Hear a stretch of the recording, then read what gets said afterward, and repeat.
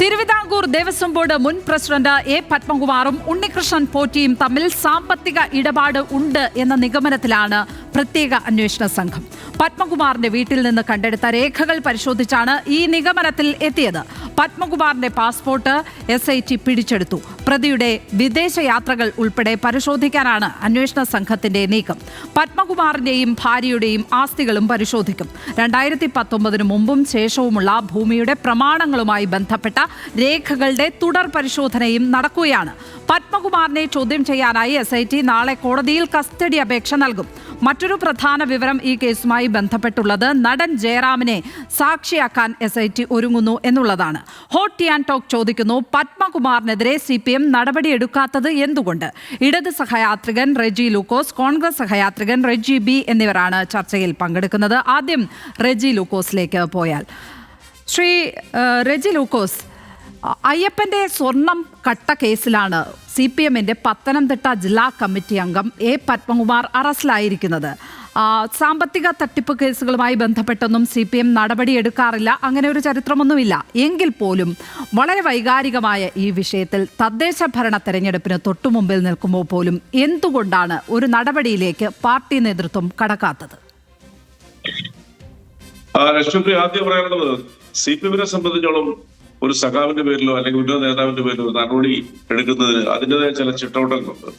അതനുസരിച്ച് പാർട്ടി നടപടി സ്വീകരിക്കുന്നുള്ളൂ. ഇവിടെ പത്മകുമാറിന്റെ കാര്യത്തിൽ നിശ്ചയമായിട്ടും ആ ചോദ്യം വളരെ പ്രസക്തമാണ്. അദ്ദേഹത്തിന്റെ പേരിൽ ഇപ്പോൾ കുറെ ആരോപണങ്ങൾ വന്നിട്ടുണ്ട്. അദ്ദേഹത്തിനെ കസ്റ്റഡിയിലെടുത്തു, റിമാൻഡ് ചെയ്തു, വീണ്ടും നാളെ ചോദ്യം ചെയ്യലിനായിട്ട് കസ്റ്റഡിയിലെടുക്കുമെന്നാണ് അറിയപ്പെടുന്നത്. അദ്ദേഹത്തിനെ സംബന്ധിച്ചോളം പറയുകയാണെന്നുണ്ടെങ്കിൽ വളരെ ചെറുപ്രായത്തിലെ ഏരിയ കമ്മിറ്റി സെക്രട്ടറി, പിന്നീട് MLA, പിന്നീട് അദ്ദേഹം 2 തവണ മത്സരിച്ചു, വിജയിച്ചില്ല. 2031 വയസ്സിൽ അദ്ദേഹം MLA ആയി. പിന്നീട് പാർട്ടിയുടെ 42 വർഷക്കാലത്തോളം ജില്ലാ കമ്മിറ്റി അംഗം, അതിൽ 32 വർഷക്കാലം ജില്ലാ സെക്രട്ടേറിയറ്റ് മെമ്പർ, 2 വർഷം 2018-19-20 കാലയളവിൽ അദ്ദേഹം ദേവസ്വം ബോർഡ് പ്രസിഡന്റ്. അങ്ങനെയുള്ള ഒരാളുടെ ഭാഗത്ത് ഉണ്ടാകാൻ പാടില്ലാത്ത ചില വീഴ്ചകൾ വന്നു എന്നാണ് ഇപ്പൊ നമ്മൾ വിശ്വസിക്കുന്നത്. ഹൈക്കോടതിയുടെ നേതൃത്വത്തിലുള്ള അന്വേഷണം വളരെ ശക്തമായിട്ട് തന്നെ ADGP വെങ്കടേഷിന്റെ നേതൃത്വത്തിൽ സുഗമമായിട്ട് മുന്നോട്ട് പോകുന്നു. സംസ്ഥാന സർക്കാരിന് വേണ്ടി ബഹുമാനപ്പെട്ട മുഖ്യമന്ത്രി, പാർട്ടിക്ക് വേണ്ടി ബഹുമാനപ്പെട്ട പാർട്ടിയുടെ സംസ്ഥാന സെക്രട്ടറി ഗോവിന്ദ മാഷും പലതവണ പറഞ്ഞു, ഏതൊന്നിനായാലും രക്ഷപ്പെടത്തില്ല, പാർട്ടിയുടെ ഭാഗത്തുനിന്നോ സർക്കാരിന്റെ ഭാഗത്തുനിന്നോ ഒരു പിന്തുണയും ഒരു സഹായം അവർക്ക് ലഭിക്കില്ല എന്ന് പറഞ്ഞു. അതിന്റെ ഏറ്റവും വലിയ തെളിവാണ് ഈ N വാസുവിനെയും അതുപോലെ തന്നെ ഈ പറയുന്ന പത്മകുമാറിനെ അറസ്റ്റ് ചെയ്തത്. ഇവിടെ മാധ്യമങ്ങൾ ആദ്യഘട്ടത്തിൽ പറഞ്ഞത് ഉദ്യോഗസ്ഥന്മാരുടെ അറസ്റ്റോടുകൂടി ഈ അന്വേഷണം അവസാനിക്കും, രാഷ്ട്രീയ നേതാക്കളിലേക്കൊന്നും കടക്കില്ല എന്നാണ്. പക്ഷെ അതിനെയൊക്കെ മറികടന്നുകൊണ്ട് ഈ അന്വേഷണം ഈ 2 നേതാക്കന്മാരിലേക്ക്, വാസുവിനൊരു നേതാവായിട്ട് കണക്കാക്കാൻ പറ്റുന്നില്ല, ഒരു CPM സഹയാത്രികൻ എന്ന് മാത്രമേ പറയാൻ പറ്റൂ. പക്ഷെ അദ്ദേഹം ഉന്നത പദവികൾ വഹിച്ചിട്ടുള്ള ആളാണ്. അപ്പൊ അതുകൊണ്ട് സർക്കാരിന്റെ ഭാഗത്തുനിന്നുള്ള ഒരിളവും ഇവർക്ക് ലഭിച്ചിട്ടില്ല. ഒരുപക്ഷെ വാദത്തിന് വേണ്ടി നിങ്ങൾ ചോദിച്ചേക്കാം, ഹൈക്കോടതിയുടെ നിയന്ത്രണത്തിലുള്ള ഒരു അന്വേഷണത്തിൽ സർക്കാരിന് കൈയെടുത്താൻ പറ്റിയതെന്ന് പറയാം.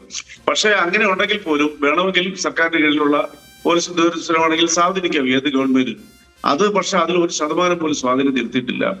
ഈ പത്മകുമാർ ഇന്ന് കേരളത്തിൽ ഒരു കണക്കിത വ്യക്തിയായി ജനങ്ങളുടെ മനസ്സിൽ വന്നിട്ടുണ്ട് എന്നുള്ളത് 100% ഉറപ്പാണ്. അതിനകത്ത് യാതൊരു മാറ്റമില്ല കാര്യത്തിൽ.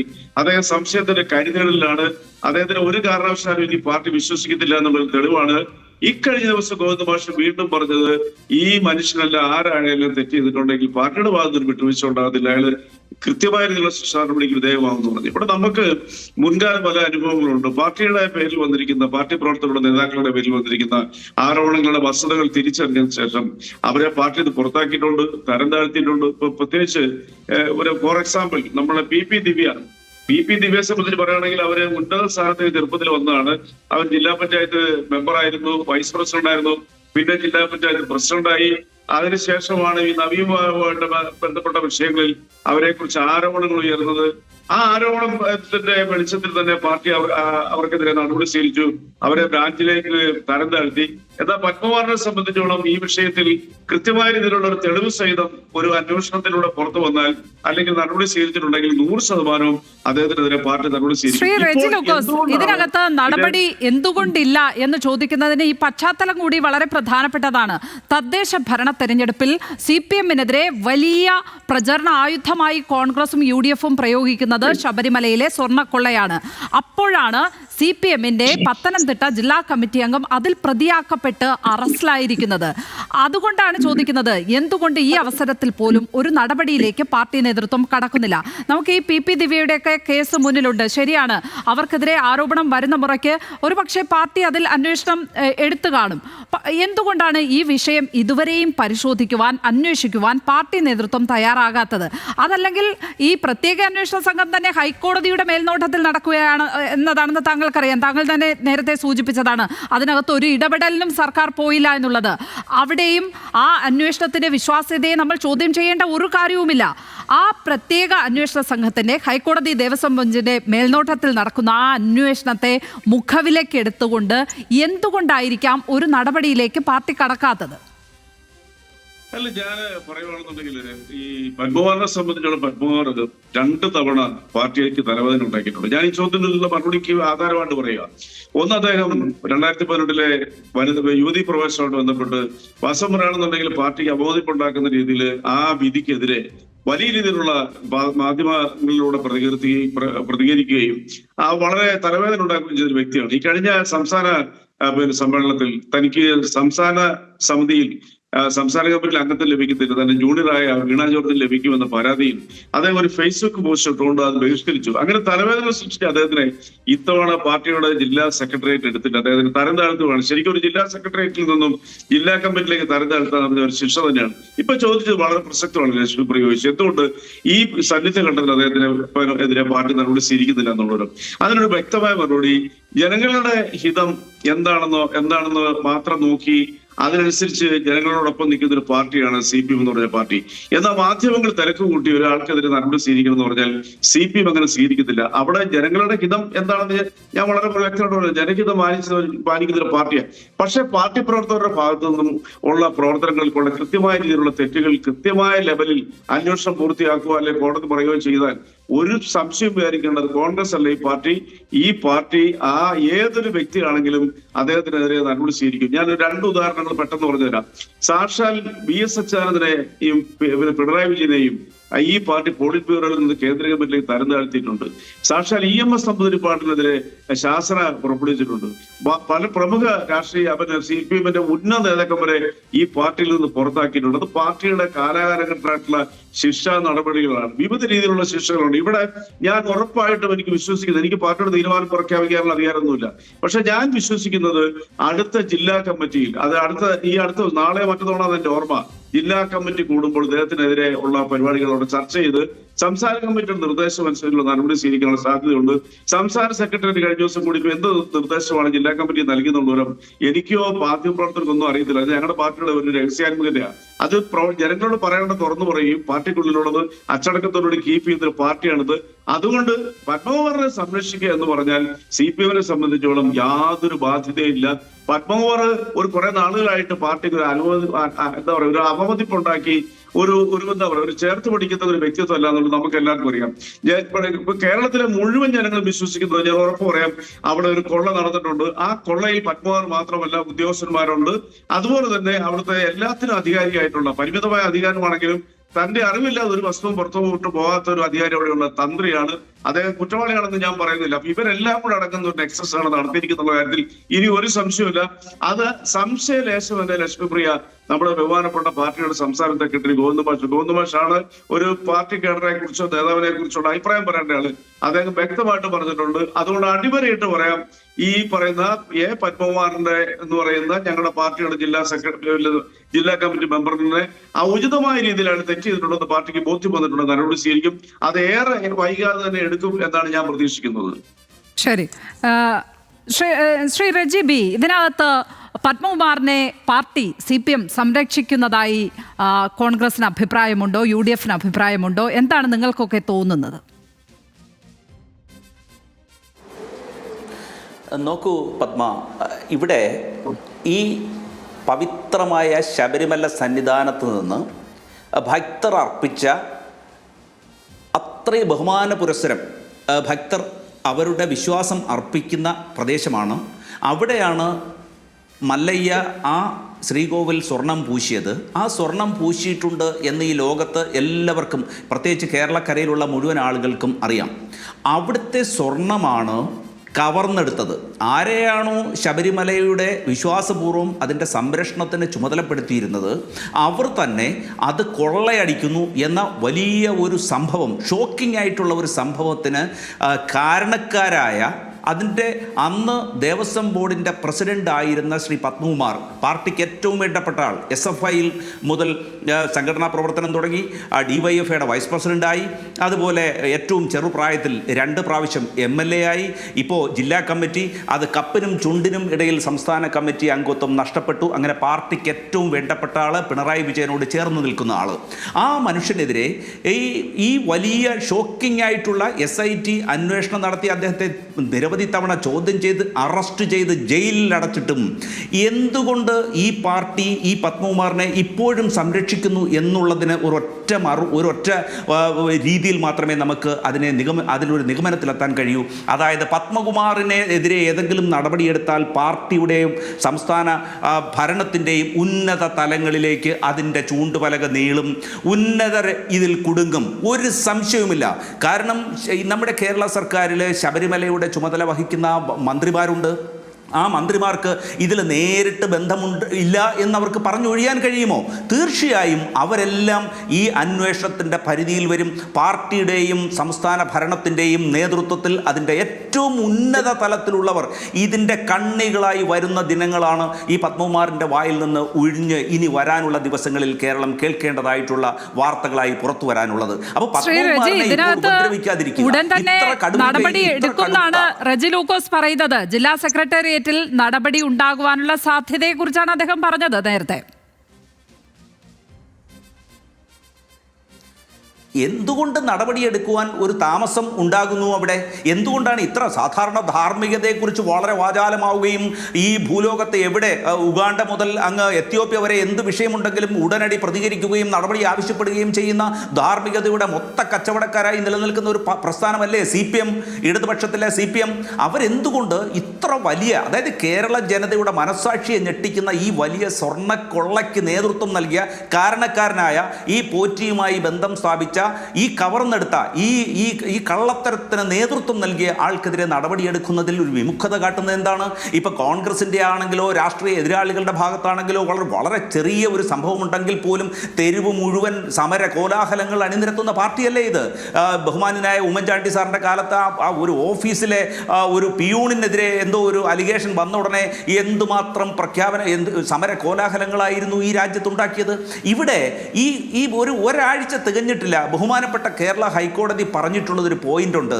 നിങ്ങൾ അഴിമതിക്കാരെ സംരക്ഷിക്കുന്ന സർക്കാരാണോ ഇത് എന്ന് ഒരു ചോദ്യം ചോദിച്ചിരിക്കുകയാണ്. അത്തരത്തിലൊരു ചോദ്യം ഉതിർന്നിട്ട് പോലും ഈ ആട്ടുകല്ലിന് കാറ്റ് പിടിച്ചതുപോലെ ഞങ്ങളൊന്നും അറിഞ്ഞില്ലേ എന്ന് പറഞ്ഞുകൊണ്ട് നിൽക്കുന്നു. ഇവിടെ ഒരു ദേവസ്വത്തിനുമായിട്ടൊരു മന്ത്രിയുണ്ട്, ദേവസ്വം വകുപ്പ് മന്ത്രി. അദ്ദേഹം പറയുന്നത് എനിക്കിതിനകത്തൊന്നും ഒരു ഉത്തരവാദിത്വവും ഇല്ല എന്ന്. ഇന്നലെ കഴിഞ്ഞ ദിവസം പമ്പയിലെ ശബരിമലയുമായി ബന്ധപ്പെട്ട് അവലോകന യോഗം നടത്തുന്നത് മാധ്യമങ്ങളിൽ കണ്ടു. ഇങ്ങനെ ഒരു ഉത്തരവാദിത്വവും ഇല്ലെങ്കിൽ എന്തിനാണ് ഈ ശബരിമലയെ സംബന്ധിച്ച് ഒരുക്കങ്ങൾ സംബന്ധിച്ച് അദ്ദേഹം അവലോകനം നടത്താൻ പോകുന്നത്?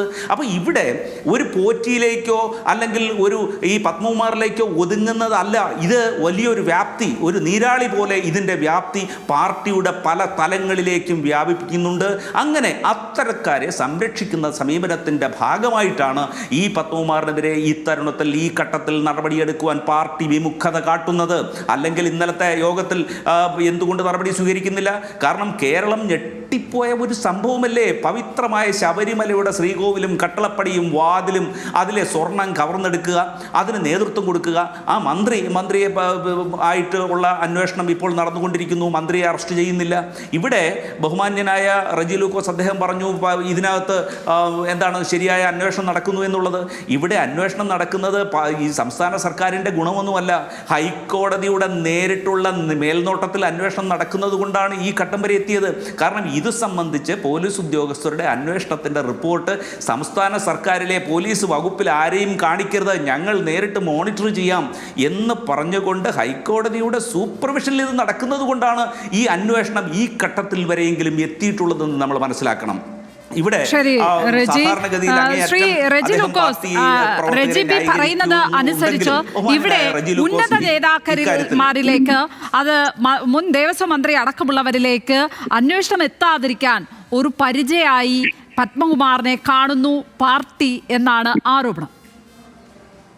അല്ല, അത് ദയനീയമായ ഒരു മറുപടിയാണ് പ്രിയപ്പെട്ട ബി റെജി പറഞ്ഞത് ലക്ഷ്മിപ്രിയ. കാരണം ഇവിടെ ആദ്യഘട്ടത്തിൽ ഈ വിഷയം പുറത്തു വന്നപ്പോൾ ഫസ്റ്റ് ഡേ ഒരു ചർച്ചകളിൽ പങ്കെടുക്കുന്ന ഒരാളാണ് ഭാഗ്യയോട് ഞാൻ അന്ന് വരെ ഞാൻ മാത്രമല്ല ഞങ്ങൾ ഇടതുപക്ഷക്കാർ പൊതുവെ അന്ന് വരെ എടുത്തിരിക്കുന്ന നിലപാട് ഇവരെ ആരെയും ന്യായീകരിക്കാനായിട്ട് ആരും മാധ്യമങ്ങളിൽ പ്രത്യക്ഷപ്പെട്ടിട്ടില്ല.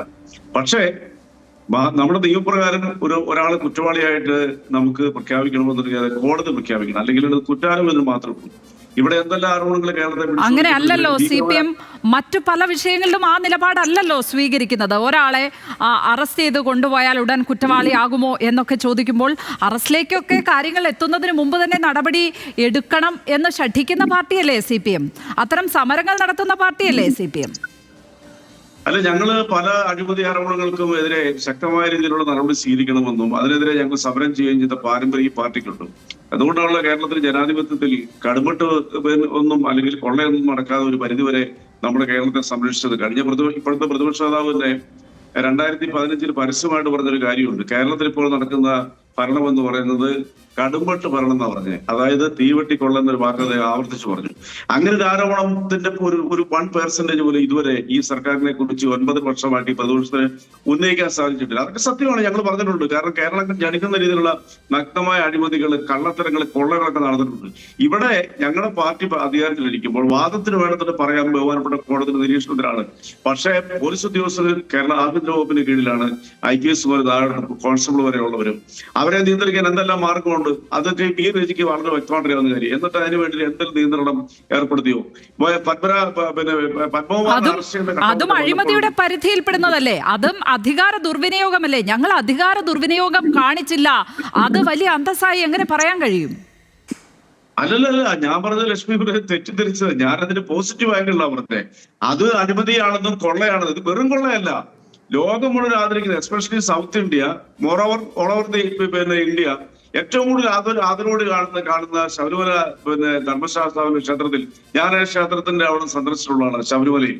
അവിടെ ഒരു കോടിക്കണക്കിന് രൂപയുടെ പൊന്നോ അല്ലെങ്കിൽ തങ്കമോ മോഷിച്ചേക്കാൻ ഉപരിയായിട്ട് ആ ക്ഷേത്രത്തിൽ അതിന്റെ അധികാരികൾ കളവ് നടത്തിയെന്ന് പറയുന്നത് it's not a silly matter, it's a very big allegation. Moreover നമ്മുടെ കേരളം ലജ്ജയോടുകൂടി കേൾക്കേണ്ട ഒരു കൊള്ളയാണ്. അതായത് തൊട്ടടുത്ത് നിന്ന ഒരു ഈ പറയുന്ന കൊള്ള നടത്തുന്ന പറയാം, അതിൽ ഒരു വിട്ടുവീഴ്ചയില്ല. അപ്പോഴും റെജി ലൂക്കോസ്, എങ്ങനെയാണ് ദേവസ്വം മന്ത്രിക്ക്, മുൻ ദേവസ്വം മന്ത്രി വന്നതെന്ന് പറയുകയാണ് ദേവസ്വം ബോർഡ് ഒരു സ്വതന്ത്ര ബോഡിയല്ലേ, എനിക്ക് അതുമായി ബന്ധപ്പെട്ട ഫയലുകൾ കണ്ടിട്ടില്ല, അറിഞ്ഞിട്ടില്ല, ഇതൊന്നും എനിക്ക് അറിയില്ല എന്ന് പറഞ്ഞ് എങ്ങനെയാണ് കൈ കഴുകാൻ കഴിയുന്നത്? ഇത് എത്ര സ്വതന്ത്ര ബോഡിയാണ് എന്ന് പറഞ്ഞാലും CPM അറിയാതെ, പാർട്ടി അറിയാതെ ഒരു ഇല്ല അനങ്ങില്ല എന്ന് എനിക്കും അറിയാം, താങ്കൾക്കും അറിയാം. അല്ല, ലക്ഷ്മിയോട് ഞാനത് ചോദിക്കട്ടെ, വളരെ എക്സ്പീരിയൻസ് ആയിട്ടുള്ള ഒരു ആങ്കർ അല്ലേ CPM പാർട്ടി? കേരളത്തിന്റെ സംസ്ഥാന സർക്കാർ ഈ ശബരിമല കൊള്ളയടിക്കാനായിട്ട് അറിഞ്ഞുകൊണ്ട് സമ്മതിക്കുമെന്ന് തോന്നുന്നു? അങ്ങനെയൊക്കെ പറയുമ്പോൾ നമ്മുടെ കേരളത്തിലെ ജനങ്ങൾക്ക് വിവേകബുദ്ധി ഉണ്ടെന്ന് നമ്മളൊന്ന് മനസ്സിലാക്കണം. അത് ഒരിക്കലും സംഭവിക്കാൻ പോകുന്നതല്ല. ഇപ്പൊ കോൺഗ്രസ് ഭരിച്ച കാലത്ത് ശിവകുമാറിന്റെ അരിയിൽ 1,82 ലക്ഷം രൂപ വെറുതെ ഒരു കടലാസിൽ എഴുതിയെടുത്ത് പാത്രം വാങ്ങിക്കാനെന്ന് പറഞ്ഞു, ഒരു ഗ്ലാസ് പോലും വാങ്ങിച്ചിട്ടില്ല. അത് പക്ഷേ ഉമ്മൻചാണ്ടി സർക്കാരല്ല, ഉമ്മൻചാണ്ടി സാർ അനുവദിച്ചുകൊണ്ടാണ് അത് ചെയ്തതെന്ന് പറഞ്ഞാൽ ഞങ്ങൾ പോലും വിശ്വസിക്കില്ല, ഞങ്ങൾ ആരും അങ്ങനെ പറയത്തില്ല. ആ കാലഘട്ടങ്ങളിൽ ചർച്ചയുള്ള ഒരാളാണ് ഞാൻ. അത് ശിവകുമാറിന്റെ അറിഞ്ഞിട്ടാണെന്ന് ചോദിച്ചാൽ ഒരു പരിധിവരെ നമുക്ക് അംഗീകരിക്കാൻ പറ്റും. പക്ഷെ ഇവിടുത്തെ പ്രശ്നം ശബരിമലയുടെ അധികാരത്തെ കുറിച്ച് ഗൂഗിളിൽ അടിച്ചാൽ വളരെ വ്യക്തമായിട്ട് കിട്ടും. അതൊരു ഓട്ടോണമസ് ബോഡിയാണ് ആ ബോർഡ് എന്ന് പറയുന്നത്. അതിന്റെ എല്ലാ ഫയലുകളും മന്ത്രിയുടെ മുമ്പിൽ കൊണ്ടുവരേണ്ട ആവശ്യമില്ല. അവിടുത്തെ മെയിൻ്റനൻസ്, അവിടുത്തെ ഗതാഗത സൗകര്യങ്ങള്, തീർത്ഥാടകർക്ക് വേണ്ട മറ്റ് ഇൻഫ്രാസ്ട്രക്ചേഴ്സ് ഒക്കെ ഒരുക്കുക എന്നുള്ളതാണ് ഈ പറയുന്ന മന്ത്രിയുടെ കാര്യാലയത്തിന്റെ ഉത്തരവാദിത്വം. ഇത്തരം കാര്യങ്ങളെ സംബന്ധിച്ചോട് എടുക്കേണ്ട പരമാധികാരികൾ എന്ന് പറയുന്നത് ദേവസ്വം ബോർഡാണ്, അവിടുത്തെ ഉദ്യോഗസ്ഥരാണ്, തന്ത്രിയാണ്. അപ്പൊ അവരകത്ത് വരുന്ന ഈ രീതിയിലുള്ള പരിപാടികളോ ഈ രീതിയിലുള്ള തട്ടിപ്പുകളോ നടന്നിട്ടുണ്ടെങ്കിൽ പ്രീമ ഫേസിൽ നോക്കുമ്പോൾ നമുക്ക് സാധാരണ ജനങ്ങൾക്ക് തോന്നുന്നു അത് മന്ത്രിയുടെ കാര്യാലയമോ മന്ത്രിയോ അറിയാതെ എങ്ങനെ ചെയ്യണമെന്നുള്ളവരോ. പക്ഷെ ഈ സ്ഥാപനം എന്ന് പറയുന്നത് ഒരു സ്വതന്ത്ര അധികാരമുള്ള സ്ഥാപനമാണ്.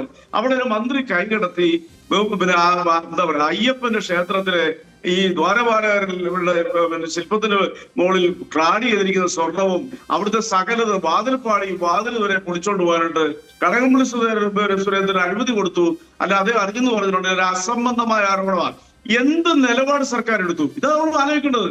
എന്ത് നിലപാടെടുത്തു സർക്കാർ? ഈ സർക്കാർ ഒരു തരത്തിലും കൈവിടുത്താതുകൊണ്ട് ജനങ്ങളുടെ മുമ്പിൽ ചോദ്യങ്ങൾ പറഞ്ഞു ഉയരുന്നത് നേരത്തെ മുൻകൂട്ടി അറിഞ്ഞുകൊണ്ട് ആ കൊള്ളപ്പഴുക്ക കണ്ടുപിടിക്കാനുള്ള സുതാര്യമായ ഒരു അനുമതിയാണ് സത്യത്തിൽ നിശബ്ദമായിക്കൊണ്ട് SIT നൽകിയിരിക്കുന്നത്. ഞങ്ങളൊക്കെ ഫീൽഡിൽ വർക്ക് ചെയ്യുന്നവരാ, സാധാരണക്കാരായ ജനങ്ങളുമായിട്ട് എല്ലാ ദിവസവും കാണും.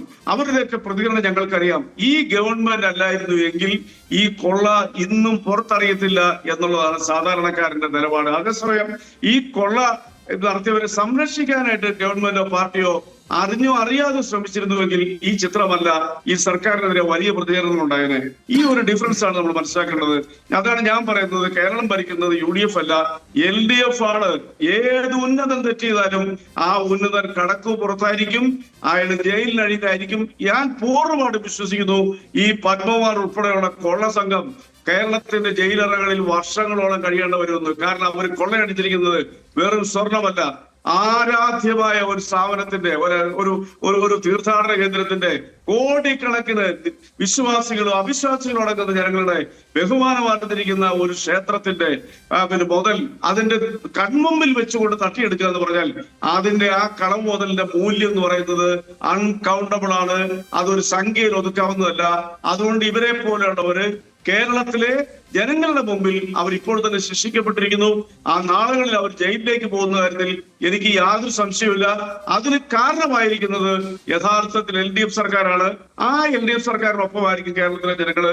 മറ്റൊരു ഗവൺമെന്റ് ആയിരുന്നെങ്കിൽ ഇത് സ്വപ്നത്തിൽ പോലും നടക്കാത്ത കാര്യമായത് ഈ കള്ളന്മാരെല്ലാം രക്ഷപ്പെട്ടാൽ ഒരു തർക്കമില്ല കാര്യത്തിൽ. ശരി, ശ്രീ റെജി ബി, ഇതിനകത്ത് ഇപ്പോൾ ദേവസ്വം മന്ത്രിക്ക്, മുൻ ദേവസ്വം മന്ത്രിക്കൊക്കെ ഒഴിയാൻ പറ്റുന്ന കാര്യം തിരുവിതാംകൂർ ദേവസ്വം ബോർഡ് ഒരു സ്വതന്ത്ര ബോഡിയാണ് എന്നുള്ളത് പറഞ്ഞുകൊണ്ട് തന്നെ ഈ അന്വേഷണം അവരിലേക്ക് എത്താതിരിക്കുന്നതിനായിട്ട് സാങ്കേതികമായി തന്നെ അവർക്കത് അങ്ങനെ പറഞ്ഞു നിൽക്കാൻ കഴിയും എന്ന് പറയുന്നത് ഒരു വസ്തുതയാണ്. ഇതിനകത്ത് സർക്കാർ ഇത് കാണേണ്ട കാര്യമില്ല, മന്ത്രി ഇതിനകത്ത് തീരുമാനമെടുക്കേണ്ട കാര്യമില്ല. അതുകൊണ്ട് തന്നെ അന്വേഷണം അവരിലേക്ക് എത്തും എന്ന് നമുക്ക് കരുതാനും വയ്യ. എന്ത് തരത്തിലും ന്യായീകരിക്കുക, ഈ പരിഹാസ്യമായ രീതിയിൽ ന്യായീകരിച്ചുകൊണ്ട് ഒരു സംഭവത്തെ വ്യാജ പ്രചരണങ്ങളിലൂടെ കേരളത്തിലെ പ്രബുദ്ധരായ ജനങ്ങൾക്ക് മുമ്പാകെ ന്യായീകരിക്കാനും ഈ കള്ളത്തരത്തെ അല്ലെങ്കിൽ വ്യാജമായിട്ടുള്ളൊരു പ്രസ്താവനയെ നീതീകരിക്കാൻ കഴിയും എന്നൊക്കെയാണ് ഈ പാവം അണികൾ അല്ലെങ്കിൽ ഇതിനുവേണ്ടി ന്യായീകരിക്കുവാൻ എത്തുന്നവരൊക്കെ ഒരുപക്ഷെ ചിന്തിക്കുന്നത്. ബഹുമാന്യനായ റെജി ലൂക്കോസ് അദ്ദേഹം പ്രകടിപ്പിച്ച ഒരു ആർജവം ഇവിടുത്തെ മന്ത്രിക്ക്, ഈ ദേവസ്വത്തിൻ്റെ ചുമതലയെന്ന് പറഞ്ഞിട്ട് കേരള നിയമസഭയിൽ റെസ്പോൺസിബിൾ ആയിട്ടുള്ള ഒരു മന്ത്രി ഉണ്ടല്ലോ, ഇപ്പോഴും ഒരു മന്ത്രിയുണ്ട്, ഈ സ്വർണ്ണക്കൊള്ള നടക്കുന്ന കാലഘട്ടത്തിലും ഒരു മന്ത്രിയുണ്ട്. അവർക്ക് എങ്ങനെ ഈ ഉത്തരവാദിത്വത്തിൽ നിന്ന് ഒഴിഞ്ഞു മാറാൻ കഴിയും? ഇവിടെ കേരളം ലജ്ജയോടെ കാണേണ്ട ഒരു നിയമത്തിന്റെ കണ്ണിൽ കൂടി നോക്കുമ്പോൾ അത്തരത്തിൽ സ്വതന്ത്ര ബോഡിയാണല്ലോ, അവർക്ക് സ്വതന്ത്രമായി തീരുമാനമെടുക്കാൻ കഴിയും. ഇത് സർക്കാരിനോട് ആലോചിക്കേണ്ട കാര്യമില്ല. ഇപ്പോൾ ഇവിടെ സ്വർണം ഭൂഷണോ ചെമ്പ് ഭൂഷണോ തുടങ്ങിയ കാര്യങ്ങളൊന്നും സർക്കാരിനോട് ആലോചിക്കേണ്ട കാര്യമില്ല എന്നുള്ളതാണല്ലോ ആ മാനുവലിലടക്കം പറയുന്നത്. അപ്പോൾ അതിലേക്ക് ഡയറക്റ്റ് കണക്ട് ചെയ്യാൻ പറ്റില്ല എന്നുള്ളതൊരു വസ്തുത തന്നെയല്ലേ? ലക്ഷ്മി, ഒരാഴ്ചയ്ക്ക് മുമ്പ് ഇവിടെ ഇപ്പോൾ സ്ഥാനമൊഴിഞ്ഞ ബഹുമാനപ്പെട്ട ദേവസ്വം ബോർഡിൻ്റെ പ്രസിഡന്റ് ശ്രീ പ്രശാന്ത്, അദ്ദേഹം മാധ്യമങ്ങൾക്ക് മുമ്പാകെ ഒരു പ്രസ്താവന നടത്തിയത് അങ്ങ് ഉൾപ്പെടെയുള്ളവരുടെ ശ്രദ്ധയിൽപ്പെട്ടിട്ടുണ്ടല്ലോ. അദ്ദേഹം പറഞ്ഞ പ്രധാനപ്പെട്ട പോയിന്റ് എന്തായിരുന്നു? ഇത് CPM എന്ന പാർട്ടിയാണ്. ഇവിടെ ഒരു പദവിയിലേക്ക് ഒരാളെ ഇരുത്തണമെങ്കിൽ അയാൾ നിർവഹിക്കേണ്ട ജോലികൾക്ക് ചില ഉത്തരവാദിത്വങ്ങളുണ്ട്, പാർട്ടിയുടെ കർശനമായ നിയന്ത്രണങ്ങളുണ്ട്, പാർട്ടിയുടെ നിർദ്ദേശമുണ്ട്. ഇത് കോൺഗ്രസിനെ പോലെ വഴിവിട്ട ഒന്നല്ല. ഇത് പാർട്ടി നിർദ്ദേശിക്കുന്ന പ്രകാരം മാത്രമേ പ്രവർത്തിക്കാൻ കഴിയൂ എന്ന് അദ്ദേഹം പറഞ്ഞിട്ടുള്ള ബൈറ്റുകളുണ്ട്, നമുക്കെടുത്ത് നോക്കിയാൽ അറിയാം. അത് അവിടെ ഇരിക്കുന്നു. അപ്പോൾ അതിൻ്റെ അർത്ഥം ദേവസ്വം ബോർഡിലേക്ക് രാഷ്ട്രീയമായി നിയോഗിക്കപ്പെടുന്നവർ പാർട്ടി അറിയാതെ ഒരു ഉത്തരവാദിത്വവും അവർക്ക് നിർവഹിക്കാൻ കഴിയില്ല. ഇനി അതൊന്ന്. ഇനി ഇത് സ്വതന്ത്ര സ്ഥാപനമാണെന്ന് എത്ര അവാസ്തവമായിട്ടുള്ള പ്രസ്താവനകളാണ് നടത്തുന്നത്. ഇവിടെ നോക്കൂ, IMG എന്ന് പറയുന്നൊരു സ്ഥാപനം ഗവൺമെൻറ്റിൻ്റെ കീഴിലുണ്ട്, institute of management in government. സർക്കാരിന് പ്രത്യേകിച്ച് നിയന്ത്രണങ്ങളൊന്നുമില്ല, അതിന് പ്രത്യേകിച്ച് ഒരു മന്ത്രിയുമില്ല, അത് GADയുടെ കീഴിൽ വരുന്നു എന്നുള്ളത് മാത്രമാണ്. ഇവിടെ ദേവസ്വം ബോർഡ് ഉണ്ടെന്ന് പറയുന്ന ഒരു കേരളത്തിലെ കവനന്റിൻ്റെ ഭാഗമായി കേരള സർക്കാരിന് ഉത്തരവാദിത്വമുള്ള വളരെ പ്രധാനപ്പെട്ട ഒരു സ്ഥാപനം, അതായത് ജനങ്ങളുടെ വിശ്വാസത്തെ സംരക്ഷിക്കുന്ന പതിറ്റാണ്ടുകളായി കേരളത്തിൻ്റെ ഗവൺമെൻറ്റിൻ്റെ ഉത്തരവാദിത്വത്തിൽപ്പെട്ട ഒരു സ്ഥാപനമാണ് ദേവസ്വം ബോർഡ് എന്ന് പറയുന്നത്. ആ ദേവസ്വം ബോർഡിൻ്റെ പ്രവൃത്തികളെ സംബന്ധിച്ച് ഈ കേരളത്തിലെ ജനങ്ങളോട് ഉത്തരവാദിത്വമുള്ളത് ആർക്കാണ്? ദേവസ്വം ബോർഡ്. ശബരിമലയിൽ എത്ര ഭക്തജനങ്ങൾ വന്നു, എത്ര തുക കിട്ടി, അവിടെ നടക്കുന്ന സംഭവങ്ങളെ സംബന്ധിച്ച് കേരളത്തിലെ ഒരു MLA നിയമസഭയിൽ ഒരു ചോദ്യം ചോദിച്ചാൽ ഈ ദേവസ്വം ബോർഡിൻ്റെ പ്രസിഡന്റ് പത്മകുമാറോ പ്രശാന്തോ അല്ലെങ്കിൽ വാസുവോ വന്നാണോ കേരള നിയമസഭയിൽ ആൻസർ പറയുന്നത്? കേരള നിയമസഭയിൽ ആൻസർ പറയുക എന്ന് പറഞ്ഞാൽ അതിൻ്റെ അർത്ഥം കേരളത്തിലെ ജനങ്ങളോട് ഉത്തരവാദിത്വമുണ്ടെന്നാണ്. കേരളത്തിലെ ജനങ്ങളോട് ശബരിമലയെ സംബന്ധിച്ച് ഉത്തരവാദിത്വമുള്ളവരാരാണ്? അതിനുവേണ്ടിയാണ് ഒരു മന്ത്രി ഉള്ളത്. എനിക്ക് ഉത്തരവാദിത്വമില്ല എന്ന് പറയുന്നത് എത്ര അധാർമികതയാണെന്ന് ആലോചിച്ച് നോക്കൂ. ലോകത്തുള്ള മറ്റ് ധാർമ്മിക കാര്യങ്ങളിലൊക്കെ ഇടപെടുകയും സ്വന്തം കാര്യങ്ങൾ വരുമ്പോൾ ലജ്ജിച്ച് തലതാഴ്ത്തേണ്ട ഘട്ടത്തിൽ ഏതെങ്കിലും തരത്തിലുള്ള അവാസ്തവമായ പ്രസ്താവനകൾ നടത്തി കേരളത്തിലെ ജനങ്ങളെ തെറ്റിദ്ധരിക്കാമെന്നാണ് കരുതുന്നത്. കേരള നിയമസഭയിൽ റെസ്പോൺസിബിലിറ്റിയുള്ള, കേരളത്തിലെ ജനങ്ങളോട് റെസ്പോൺസിബിലിറ്റിയുള്ള, ഉത്തരവാദിത്വമുള്ള മന്ത്രിയാണ് ഈ ദേവസ്വം ബോർഡിൻ്റെ ചുമതല വഹിക്കുന്നത്. നോക്കൂ, കേരള നിയമസഭയുടെ റെക്കോർഡുകൾ എടുത്ത് നോക്കിയാൽ മതി, വെബ്സൈറ്റിൽ നോക്കിയാൽ മതി. അതിന് ഉത്തരവാദിത്വമുണ്ട്. ഉത്തരവാദിത്വം ഇല്ല എന്നൊക്കെ ബഹുമാനായ റജി ലൂക്കോസ് അദ്ദേഹത്തിനൊക്കെ പറയേണ്ടി വരുന്നത് തന്നെ ഒരർത്ഥത്തിൽ കഷ്ടമാണ്. നോക്കൂ, ആദ്യഘട്ടത്തിൽ ലക്ഷ്മി, ആദ്യഘട്ടത്തിൽ ബഹുമാന്യനായ കേരളത്തിൻ്റെ മുഖ്യമന്ത്രി ശ്രീ പിണറായി വിജയൻ എന്താ പറഞ്ഞത്? ഈ പോറ്റിയെ അറസ്റ്റ് ചെയ്ത സമയത്ത്, ഉണ്ണികൃഷ്ണൻ പോറ്റിയെ അറസ്റ്റ് ചെയ്തപ്പോൾ അദ്ദേഹം പറഞ്ഞു, ഇതിന് ദേവസ്വം ബോർഡുമായിട്ട് ഒരു ബന്ധവുമില്ല എന്ന് പറഞ്ഞു. ദേവസ്വം ബോർഡ് ഇതിനെ കണക്ട് ചെയ്യേണ്ട ആവശ്യവുമില്ലെന്ന് ആദ്യഘട്ടത്തിൽ പറഞ്ഞു. പിന്നീട് അദ്ദേഹം ഇത് സംബന്ധിച്ച് ഒരു അക്ഷരം പോലും പറഞ്ഞിട്ടില്ല. പിന്നെ ഈ CPM-ന്റെ ചേർന്ന് നിൽക്കുന്ന പാർട്ടി നേതാക്കൾ പറഞ്ഞ എന്താണ്, ഏതോ ഒരു ഉദ്യോഗസ്ഥനെ സസ്പെൻഡ് ചെയ്തപ്പോൾ അയാളുടെ മുൻകാല ചരിത്രം എന്തോ കോൺഗ്രസ് ബന്ധമുണ്ടെന്നൊക്കെ പറഞ്ഞൊക്കെ ഒഴിയാൻ ശ്രമിച്ചു. അവസാനം മുഖ്യമന്ത്രിയുടെ ഗുരുദാസൻ്റെ പ്രൈവറ്റ് സെക്രട്ടറിയായ N. വാസു, പാർട്ടിയുടെ നേരിട്ടുള്ള കൺട്രോളിൽ പ്രവർത്തിക്കുന്ന വാസു സ്വർണ്ണക്കൊള്ളയ്ക്ക് കൂട്ടുനിന്നപ്പോൾ അത്തരം വാദഗതികൾ ഒഴിവാക്കി. ഇപ്പോൾ ഈ പത്മകുമാർ, പാർട്ടിക്ക് ഏറ്റവും വേണ്ടപ്പെട്ടയാൾ, പത്തനംതിട്ടയിലെ പാർട്ടിയുടെ മുഖമായിട്ടുള്ള ആള്, ഇവിടെ സംസ്ഥാന കമ്മിറ്റിയിൽ അംഗമാകേണ്ടിയിരുന്ന ആള്, അദ്ദേഹം ഇപ്പോൾ ഈ സ്വർണ്ണ കൊള്ളയ്ക്ക് കേരളത്തിൻ്റെ ജനങ്ങൾക്ക് മുമ്പാകെ പ്രതിയായി പിടിക്കപ്പെട്ടിരിക്കുന്നു. ഇപ്പോഴും എന്തെങ്കിലും അവാസ്തവമായിട്ടുള്ള കാര്യങ്ങൾ പറഞ്ഞ് എനിക്കൊരു ഉത്തരവാദിത്വമില്ലേ എന്ന് പറഞ്ഞ് ഒഴിയുകയാണ്. ശരിക്കും കേരളത്തിലെ ജനങ്ങളുടെ ഒരു ഭരണമായിരുന്നുവെങ്കിൽ, ജനങ്ങളുടെ സർക്കാർ ആയിരുന്നുവെങ്കിൽ ദേവസ്വം വകുപ്പിൻ്റെ ഇപ്പോൾ ചുമതല വഹിക്കുന്ന മന്ത്രി രാജിവെക്കണം. ഈ പത്മകുമാറിനെതിരെ അതിശക്തമായിട്ടുള്ള നടപടികൾ സ്വീകരിക്കുകയും പാർട്ടിയിൽ നിന്ന് പുറത്താക്കുകയും പാർട്ടിപരമായിട്ടുള്ള അന്വേഷണ കമ്മീഷനെ നിയോഗിക്കുകയും ചെയ്യാനുള്ള ബാധ്യത ഈ CPM എന്ന പൊതു ജനങ്ങൾ വിശ്വാസമാർജിച്ച ഏതാണ്ട് 5.5 ലക്ഷം അംഗങ്ങളുള്ള ഇല്ല പാർട്ടിക്ക് അതിൻ്റെ അംഗങ്ങളോടൊരു പ്രതിബദ്ധതയില്ലേ? ആ പ്രതിബദ്ധത പുലർത്താനെങ്കിലും ഇതിനകത്ത് അദ്ദേഹം ഉയർത്തുന്നതിൽ ചില പോയിന്റുകളുണ്ട്. അതായത് ആഗോള അയ്യപ്പ സംഗമം നടത്തിയ സർക്കാരാണ് നമുക്കുള്ളത്. അപ്പോൾ അയ്യപ്പ ഭക്തന്മാരോടാണ് പരിഗണന, അവരോടാണ് സ്നേഹം എന്ന് പറയുമ്പോൾ ഈ ഒരു ആരോപണം വന്നിട്ട് തന്നെ, ഈ ഒരു പരാതി തന്നെ നമുക്ക് മുന്നിൽ എത്ര നാളുകളായി നിൽക്കുന്നു. ഇതുവരെയും പാർട്ടി അതുമായി ബന്ധപ്പെട്ട ഒരു പരിശോധനയിലേക്കോ ഇതുമായി ബന്ധപ്പെട്ട വ്യക്തികൾ നമ്മളുടെ പാർട്ടിയിൽ വേണ്ട എന്ന ഒരു തീരുമാനത്തിലേക്കോ എത്തിച്ചേർന്നിട്ടില്ല. ഈ തദ്ദേശ ഭരണ തെരഞ്ഞെടുപ്പിനായി വോട്ട് പിടിക്കാൻ ഇറങ്ങുമ്പോൾ നമുക്കറിയാമല്ലോ ശബരിമല എത്രത്തോളം വൈകാരികമായ ഒരു വിഷയമാണ്. അത് CPM-ന് എത്രത്തോളം തിരിച്ചടിയായിട്ടുണ്ട് തെരഞ്ഞെടുപ്പുകളിൽ എന്നുള്ളതും നമുക്ക് മുന്നിലുള്ള ഒരു വസ്തുതയാണ്. അപ്പോൾ തദ്ദേശ ഭരണ തെരഞ്ഞെടുപ്പിന് വോട്ട് പിടിക്കാൻ ഇറങ്ങുമ്പോൾ ചോദ്യം വരില്ലേ, എന്തിനാണ് ഈ കള്ളന്മാരെ ശബരിമലയുടെ തലപ്പത്ത് കൊണ്ടുപോയി വച്ചതെന്ന്? ലക്ഷ്മി പത്മ, ആ ചോദ്യത്തിന് പ്രസക്തിയുണ്ട്. പക്ഷെ ഒറ്റ ചോദ്യം, ഒരാളുടെ മൈൻഡ് റീഡ് ചെയ്തുകൊണ്ട് ഒരു സ്ഥാപനത്തിലേക്ക് നമുക്ക്, അല്ലെങ്കിൽ ഏതെങ്കിലും ഒരു ഭക്ത പ്രസ്ഥാനത്തിലേക്ക്, അല്ലെങ്കിൽ ശബരിമല ഒരു തീർത്ഥാടന കേന്ദ്രത്തിലേക്ക് അപ്പോയിന്റ് ചെയ്യാൻ പറ്റുമോ? അവരെ ഉത്തരവാദിത്തത്തോടുകൂടി പാർട്ടി ഏൽപ്പിച്ച അവരുടെ പദവികൾ അവർ ദുരുപയോഗം ചെയ്തിട്ടുണ്ടെങ്കിൽ അത് കുറ്റകരമാണ്. അത് ഒരിക്കലും പൊറുക്കാൻ പറ്റുന്നില്ല. അത് ഏത് രാഷ്ട്രീയ കക്ഷി കേരളത്തിൽ ഭരിക്കുമ്പോൾ അങ്ങനെ തന്നെയാണ്. നമുക്കൊരാളുടെ സംഭവിച്ചു കഴിഞ്ഞു. അത് കഴിഞ്ഞതിന് ശേഷമോ ഇപ്പൊ എത്ര ദിവസങ്ങളായി അല്ലേ ഈ വിവാദങ്ങൾ നമുക്ക് മുന്നിൽ? സാധാരണഗതിയിൽ പാർട്ടി അങ്ങനെയല്ലല്ലോ. നമുക്കറിയാലോ CKP പത്മനാഭനെ പോലെ ഒരു നേതാവിനെ എന്തിനാണ് തരം താഴ്ത്തിയത് എന്നുള്ളത്. അതൊരു വ്യാജ പരാതിയുടെ പേരിലായിരുന്നു അന്ന് തരം താഴ്ത്തിയത്, ഒരു ദളിത് വിഭാഗത്തിൽ നിന്ന് ഉയർന്നു വന്ന നേതാവിനെ. അപ്പോൾ ഇവിടെ അങ്ങനെ ഒരു ഇരട്ട നീതി ഉണ്ടോ പത്മകുമാറിന്റെ കാര്യത്തിൽ? ഒരു ഇരട്ട നീതിയില്ല. കാരണം ഞാൻ പറഞ്ഞല്ലോ, ജില്ലാ സെക്രട്ടേറിയറ്റിൽ നിന്ന് അദ്ദേഹത്തിനെ ജില്ലാ കമ്മിറ്റിയിലേക്ക് തരം താഴ്ത്തി കഴിഞ്ഞ ജില്ലാ സമ്മേളനത്തിൽ. അതിന്റെ കാരണം എന്തുകൊണ്ടാണ്? അദ്ദേഹത്തിന്റെ പ്രവർത്തനങ്ങളിൽ ഉണ്ടാകുന്ന വൈകല്യങ്ങൾ മനസ്സിലാക്കിക്കൊണ്ട്, പിന്നെ ഭീകരമായ വൈകല്യങ്ങൾ അത് കണ്ടിരുന്നെങ്കിൽ അതിന് താത്തിയേനെ. അങ്ങനെ എത്രയോ ഉദാഹരണങ്ങളുണ്ട്. ഇപ്പൊ സംസ്ഥാന സെക്രട്ടേറിയറ്റ് ഇരിക്കുന്ന പി ശശി, ബഹുമാനപ്പെട്ട നമ്മുടെ മുഖ്യമന്ത്രിയുടെ പ്രിൻസിപ്പൽ സെക്രട്ടറി, അദ്ദേഹത്തിനെ തരം താഴ്ത്തിയില്ലേ ബ്രാഞ്ചിലേക്ക്. അതായത് പിന്നീട് അദ്ദേഹത്തിന്റെ സുതാര്യമായ പ്രവർത്തനങ്ങളുടെ പടിപടിയായി വന്നാണ് അതായത് സംസ്ഥാന കമ്മിറ്റിയിലും സംസ്ഥാന സെക്രട്ടറിയിലും എത്തിച്ചേർന്നത്. അതാണ് CPM-ന്റെ ഒരു ഘടനകളെന്ന് പറയുന്നത്. ഒരാളെയും പിന്നെ തെറ്റ് ചെയ്തിട്ടുണ്ടെങ്കിൽ അയാളെ ഒരിക്കലും പൊതിഞ്ഞു കെട്ടുന്ന ഒരു പാർട്ടിയല്ല ഇത്. ഇപ്പോഴത്തെ KNDC ചെയർമാൻ ആരാണ്? അതേ പി കെ ശശി എന്ന് പറഞ്ഞ വ്യക്തിയുടെ പേരിൽ ആരോപണം വന്നു. അതൊരു കള്ള ആരോപണം എന്നുള്ളത് പിന്നീട് തെളിഞ്ഞു. പക്ഷെ അദ്ദേഹത്തിന് ബ്രാഞ്ചിലേക്ക് തരം താഴ്ത്തി. ഈ ഒരു കോൺഗ്രസ്സുകാരെ കൊണ്ട് അതിനോട് നട്ടലുണ്ടോ? ഒരിക്കലും സാധിക്കില്ല. അവരെ ചിന്തിക്കാൻ അതിനകത്ത് പരാതി മുന്നിലേക്ക് വന്നില്ല എന്നല്ലേ ഉള്ളൂ. കള്ള ആരോപണം എന്നൊക്കെ തെളിഞ്ഞോ? അല്ലല്ല, ആ പരാതിക്കാരി ഇതുവരെ ഒരു നിയമ നടപടിക്കോ നിയമത്തിന് മുമ്പിൽ അവർ വന്നിട്ടില്ല. അവർ പാർട്ടിയിൽ ഒരു പരാതി നിയമത്തിന്റെ മുന്നിലേക്ക് പരാതിക്കാരികൾ വരാത്ത കേസുകൾ മുഴുവൻ കള്ളപ്പരാതികളാകില്ല റെജി ലൂക്കോസ്. അല്ല, അങ്ങനെയാണ്. എന്തുകൊണ്ടാണ് അവർ നിയമ നടപടികൾ സ്വീകരിക്കാത്തത്? പാർട്ടി വളരെ ഫ്രീ ആയിട്ട് പറഞ്ഞല്ലോ അവർക്ക് നിയമ നടപടി സ്വീകരിക്കാന്നുള്ള. അവരതിലേക്ക് പോയില്ല. കാരണം എന്തുകൊണ്ടാണ്? പരാതികൾ ലൈംഗിക പീഡന കേസുകളിലും മറ്റും പരാതികൾ ആളുകൾ കൊടുക്കാത്തതിന് പിന്നിൽ അവരുടേതായ കാരണങ്ങൾ ഉണ്ടാകും. അതിനെ നമുക്ക് അങ്ങനെ മുൻവിധിയോടെ കാണാൻ കഴിയില്ല. അത് ഞാൻ 100% ഇരിക്കുന്നത്. കാരണം നമ്മുടെ മുമ്പിൽ അഭിമാനബോധമുള്ളവരെ ചിലപ്പോൾ ഒരു ഷാനെ സംരക്ഷിക്കാൻ കൊടുത്തത് വരത്തില്ല. അതൊക്കെ ഞാൻ അംഗീകരിക്കുന്ന വ്യക്തിയാണ്. കാരണം ഞാനൊരു സ്ത്രീപക്ഷവാദിയാണ്. എന്റെ ജീവിതം കൊണ്ടും എല്ലാ ഞാനിടുന്ന ആർട്ടിക്കിളും എല്ലാം ഞാൻ പ്രതിഫലിപ്പിക്കാറുണ്ട്. അതിന് ഞാൻ പറഞ്ഞില്ല. പക്ഷേ എന്നിട്ട് പോലും ഈ പാർട്ടി PK ശശിനെ ബ്രാഞ്ചിലേക്ക് തരം നടത്തി.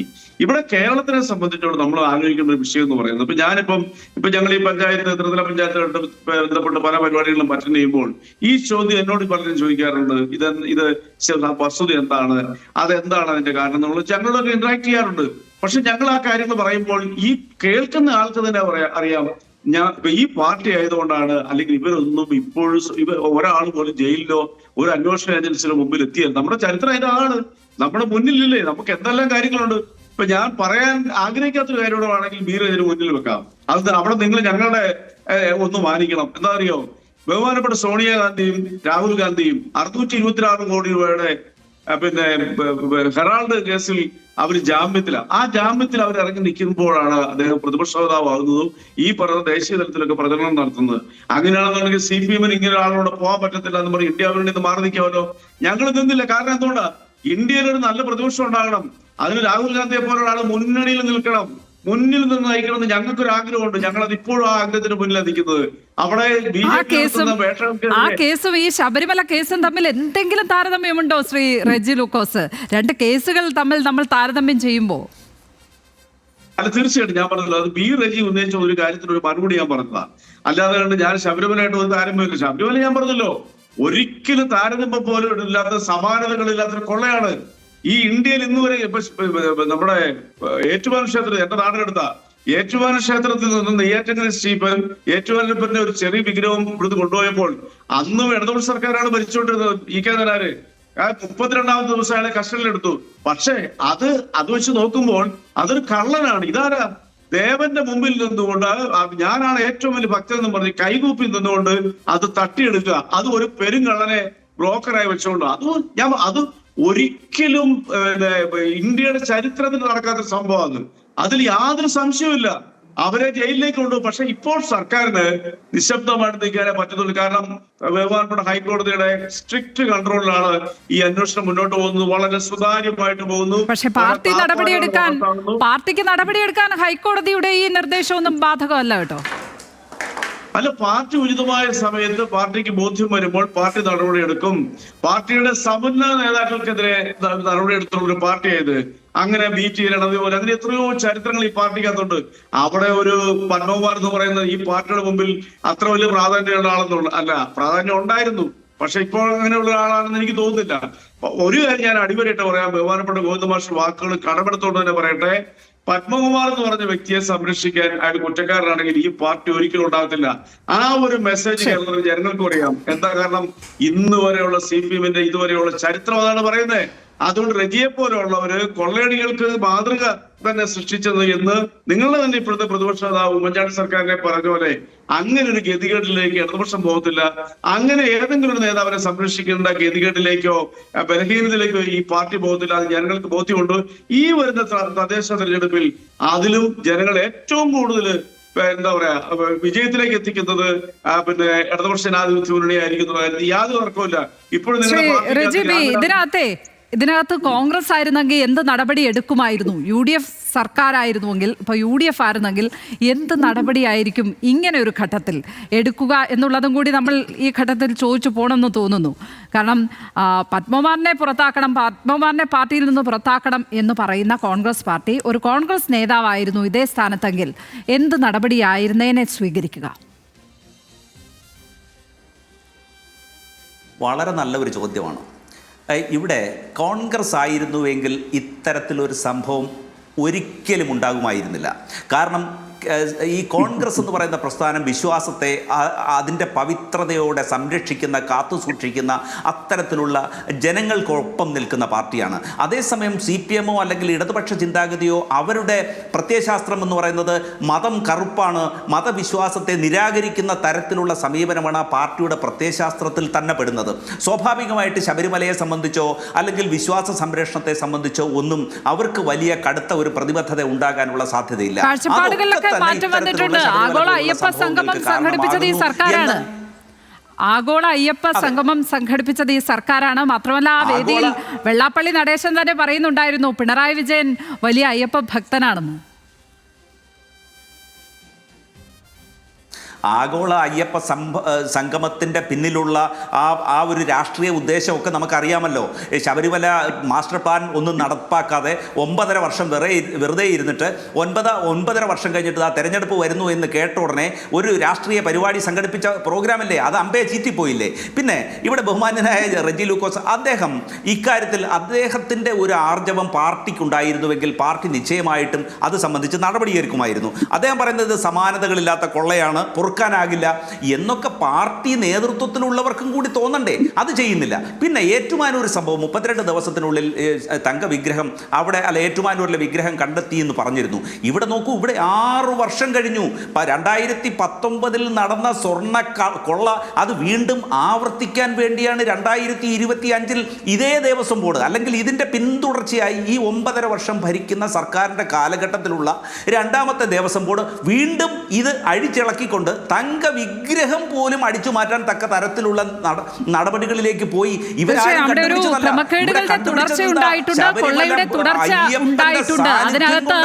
നടപടി ഉണ്ടാകുമോ, പാർട്ടി നടപടി ഉണ്ടാകുമോ എന്നുള്ളത് തന്നെയാണ് നമ്മൾ എല്ലാവരും ഉറ്റുനോക്കുന്നത്. വളരെയധികം നന്ദി ശ്രീ റെജി ബി ചർച്ചയ്ക്കെത്തിയതിന്. റെജി ലൂക്കോസ് വളരെയധികം നന്ദി ചർച്ചയ്ക്കെത്തിയതിന്. നടപടി വളരെ വേഗത്തിൽ ഉണ്ടാകുമെന്ന് ഏതായാലും നമുക്ക് പ്രത്യാശിക്കാം.